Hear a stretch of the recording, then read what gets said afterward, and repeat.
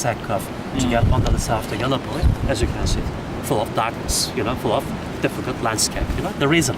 One more place, remember, I mentioned on the way, this is the place called Chonek Bay. Chonek Bay, the high ground, again, was the main objective for the Anzacs all through the campaign. So if they landed to Brighton Beach here, Anzac forces, what was the plan actually for them? The plan was same, to capture the high ground, to capture the Chonek Bay, even landed the wrong place, but still for them to capture the whereabouts again, high grounds like the Chonek Bay. When we get the Chonek Bay, you get to see why. But they were going this way, right? Why would they go Chonek Bay?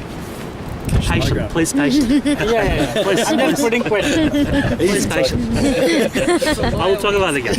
So, again, still Chonek Bay for them. But for Gallipoli, not only Anzacs they landed. What about British, the French? Whereabouts they landed? They landed to the tip, to the bottom of the Gallipoli Peninsula, down this way, called Cape Helles. Cape Helles. Even Indians, they landed down there with the British. Indian Milk Company, Indian Artillery, Indian, we called Sikh regiments, Sikh regiment, and Sikh regiment. Nepal Gurkhas. Gurkhas, yeah. It's about, they were fighting most of the time around here, the British. 1,500 Indian troops actually died in this campaign. Most of them Sikh or Nepal, the Gurkhas. Okay? They were fighting down there. British and the French. for British, for French, for them, the idea Oh, was, the plan was actually for them to get this place, to get this one, high ground, another one called Ahche Baba. So Ahche Baba was the main objective for the British and for the French. Okay, the last part of the campaign, this one, 6th of August, like about 4 months later after the landings, they landed at Sula, right at the far distance, Sula Bay. But later on, we began to talk about that bit. Remember Chonek Bay, for you especially, for the Kiwis, 8th of August, 6th of August, all connected with the Sula Bay landings. But later on, again, we began to talk about it. Remember, this is the channel, the water, called Dardanelles, the name of the strait, the name of the channel, called Dardanelles. But one place actually for us, this is the place, nearby Ejabad. This is the place called the Narrows part. It's about nearly 1.3 kilometers. That's it? That's it. Between the two, 1.3 kilometers, called the Narrows. Remember, Ahche Baba, Chonek Bay, the objectives for Anzacs, for British, for French. If they succeed, if they captured those two high grounds, if they captured one of them as well, what was happening after that? What was the final actually for them? The final to get this place, to get the Narrows part actually for Gallipoli. Why? The reason the Turks back then called for this place last castle, the last stand before to get the Istanbul. Or we can say like this, back then, if you want the Istanbul, you need the key for Istanbul. The key for Istanbul, whereabouts? Exactly here, at the Narrows part. If you capture the Narrows, you get the key, open the door, and after that, easily sail up all the way up to Istanbul, and then all the way up to Russia easily, The reason, even before the landings, as you know, 25th of April, whereabouts they landed, that was the second plan actually for Gallipoli, not the first plan, that built up. Why? Remember the first plan, the Church's plan, we called the naval operation. It means the date was on the 18th of March. On the 18th of March in 1915, the British and the French battleships. First, they try to pass through the Dardanelles to get, again, this place, to get the Narrows part, They try on the 18th of March, but we can say in a couple of hours, on the 18th of March, big disaster. Big defeat actually for the British and for the French Navy. What? Why?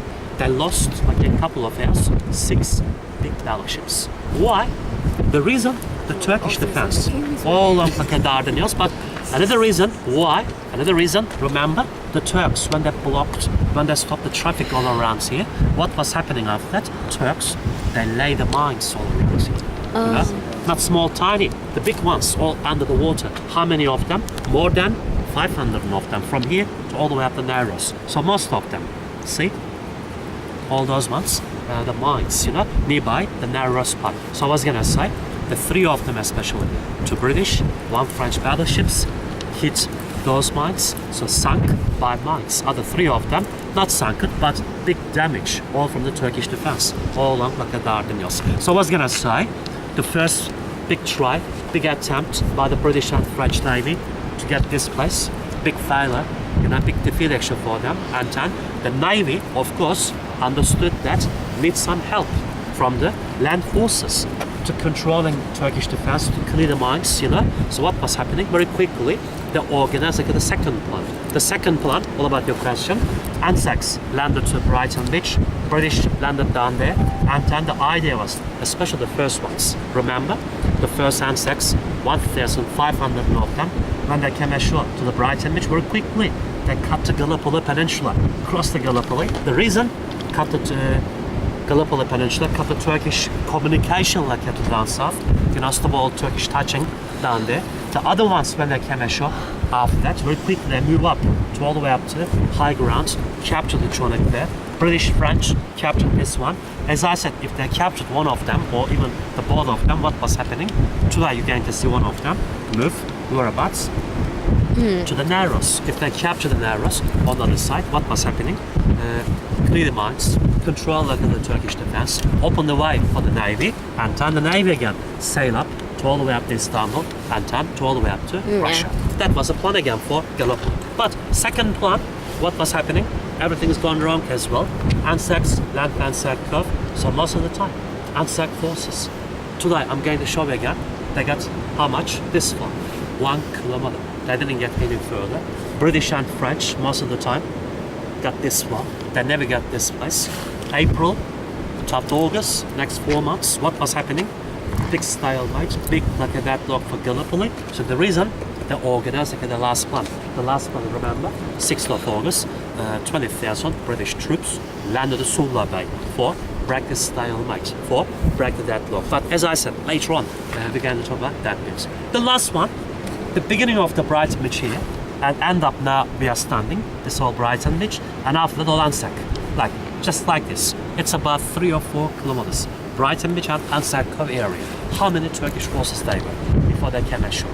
Couple of them, couple of hundred, couple of thousands, non-heavily. We can say from beginning to all the way up to Anzac Cove area, all total together, only 400 of them. 400 of them. 250 all around the Brighton Beach, are the rest of them, 150, 160 of them, from here to all the way up to Anzac Cove area. So not heavily defended by the Turks. Even if they land on the Brighton Beach, not much, not so many. But the Turkish defense, not only 400 of them on the Gallipoli, Turks got 2 divisions on the Gallipoli Peninsula. But before that, the 18th of March, remember, the naval operation that defeated British and French Navy.